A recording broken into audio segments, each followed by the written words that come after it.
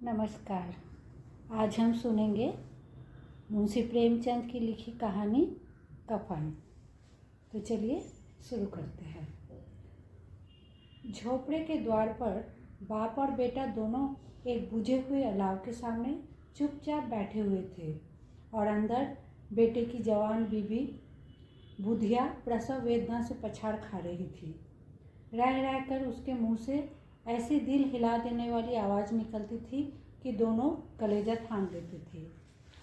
जाड़ों की रात थी, प्रकृति सन्नाटे में डूबी हुई।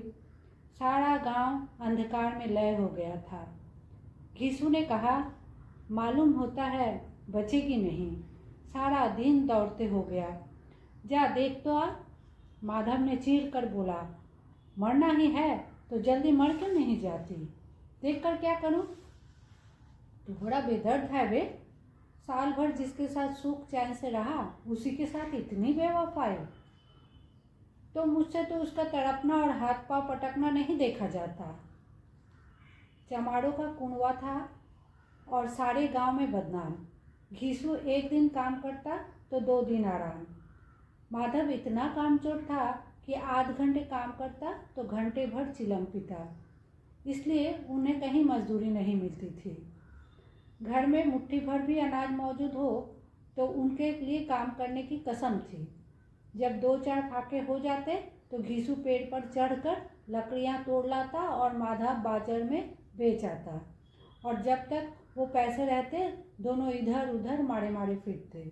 जब फाके की नौबत आ जाती तो फिर लकड़ियां तोड़ते या मजदूरी की तलाश करते। गांव में काम की कमी न थी। किसानों का गांव था। मेहनती आदमी के लिए 50 काम थे, मगर इन दोनों को लोग उसी वक्त बुलाते जब 2 आदमियों से एक का काम पाकर भी संतोष कर लेने के सिवा और कोई चारा न होता। अगर दोनों साधु होते तो उन्हें संतोष और धैर्य के लिए संयम और नियम की बिल्कुल ज़रूरत न होती।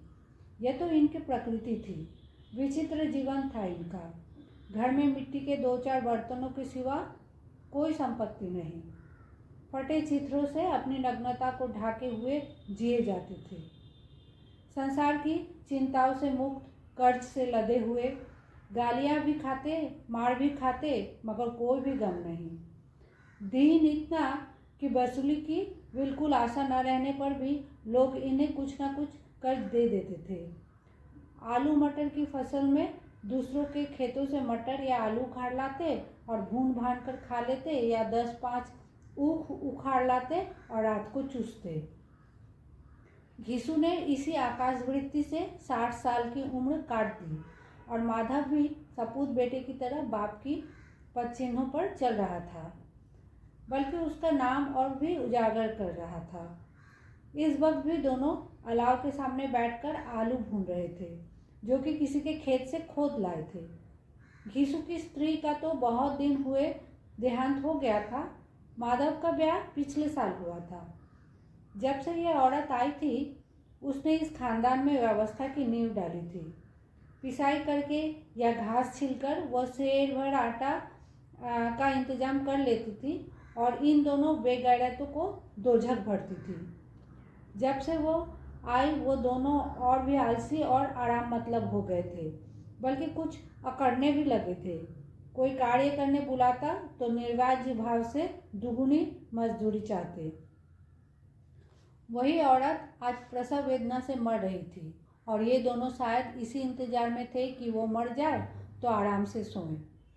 घीसू ने आलू निकालकर छीलते हुए कहा, जाकर देख तो क्या दशा है उसकी। चुड़ैल का फिसाद होगा और क्या। यहाँ तो ओझा भी 1 रुपया मांगता है। माधव को भय था। वो कोठरी में गया तो घीसू आलूओं का बड़ा भाग साफ कर देगा। बोला, मुझे वहां जाते डर लगता है।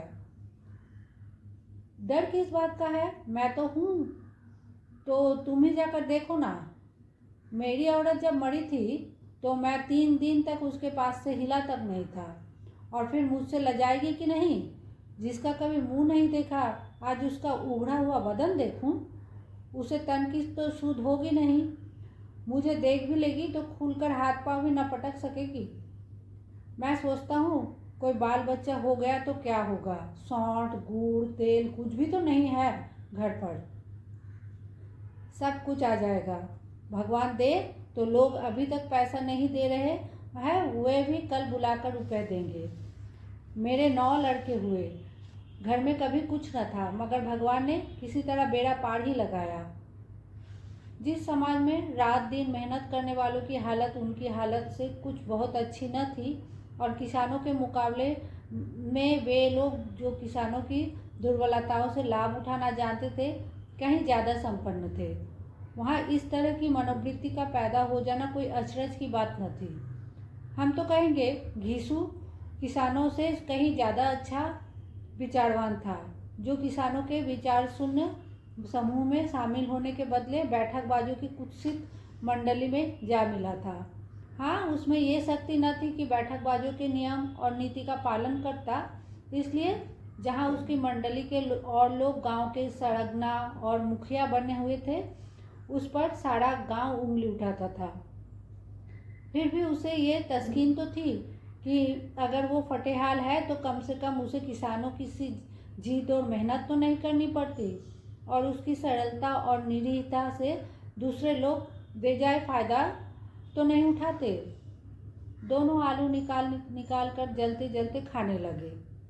कल से कुछ नहीं खाया था, इतना सब्र ना था कि उन्हें ठंडा हो जाने दे। कई बार दोनों की जवानें जल गई।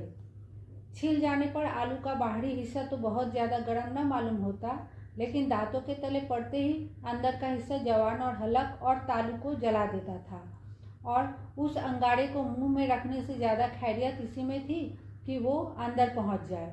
वहाँ उसे ठंडा करने के लिए काफ़ी सामान थे, इसलिए दोनों जल्द जल्द निगलने लगे। हालांकि इस कोशिश में उनके आंखों से आंसू निकल आते। घीसू को उस वक्त ठाकुर की बारात याद आई, जिसमें 20 साल पहले वो गया था। उस दावत में उसे जो तृप्ति मिली थी वो उसके जीवन में एक याद रखने लायक बात थी, और आज भी उसकी याद ताज़ा थी। बोला, वो भोज नहीं भूलता। तब से फिर उस तरह का खाना और भरपेट नहीं मिला। लड़की वालों ने सबको भरपेट पुड़ियाँ खिलाई थी, सबको, छोटे बड़े सब ने पुड़ियाँ खाई, और असली घी की चटनी, रायता, 3 तरह के सूखे साग, एक रसेदार तरकारी, दही, चटनी, मिठाई। अब क्या बताऊं कि उस भोज में क्या स्वाद मिला। कोई रोक टोक नहीं थी, जो चीज़ चाहो मांगो और जितना चाहो खाओ।